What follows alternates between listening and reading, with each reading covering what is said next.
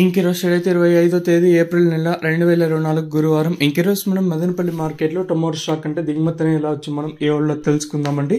అంటే ధర నిన్నటిపైన తగ్గిందా లేదా పెరిగిందా వీటిని ఏ వాళ్ళ తెలుసుకుందామండి. తెలుసుకునే ముందు ఇంకా మన ఛానల్ సబ్స్క్రైబ్ చేసుకోలేదు, ఇంకెందుకు ఆలస్యం ప్లీజ్ లైక్ ప్లస్ సబ్స్క్రైబ్ చేసుకోండి. ఇంకా విషయానికి వస్తే తెలిసిందే కదా, మదనపల్లి మార్కెట్లో సుమారుగా ఒక 29 మండీలు ఇంకా 31, 32, 33 ఇలా అయితే ఉన్నాయి. ప్రస్తుతానికి అయితే కేవలం కొన్ని మండీలకు మాత్రమే దిగుమతులు అయితే వస్తున్నాయి.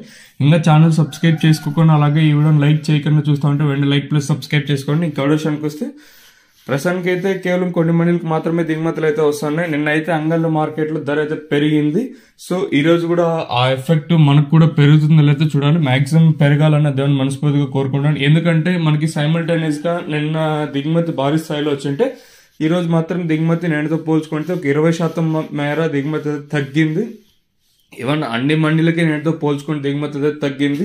ఒక 2, 3, 4 మండీలకు మాత్రం ఇంచుమించు సేమ్ నిన్న వచ్చినట్లే వచ్చినా మిగతా మండీలన్నిటికీ నేటితో పోల్చుకుని దిగుమతి అయితే తగ్గింది. ఓవరాల్ గా మార్కెట్ మొత్తం చూసుకున్నట్లయితే నేటిపైన దిగుమతి తగ్గింది.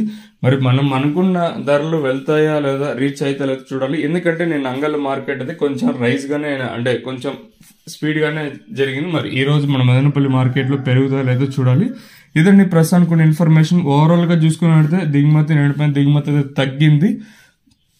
మరి ధరలు అనేది ఏ మేరకు వెళ్తాయి చూడాలి. ఒక 2, 3, 4 మండీలకు మాత్రం ఇంచుమించుగా సేమ్ నిన్న సెట్లో వచ్చినా మిగతా మండీలకి నేటితో పోల్చుకుని దిగుమతి తగ్గింది. మరి చూద్దాము ఈ ధరలు అనేది ఏ విధంగా వెళ్తాయని.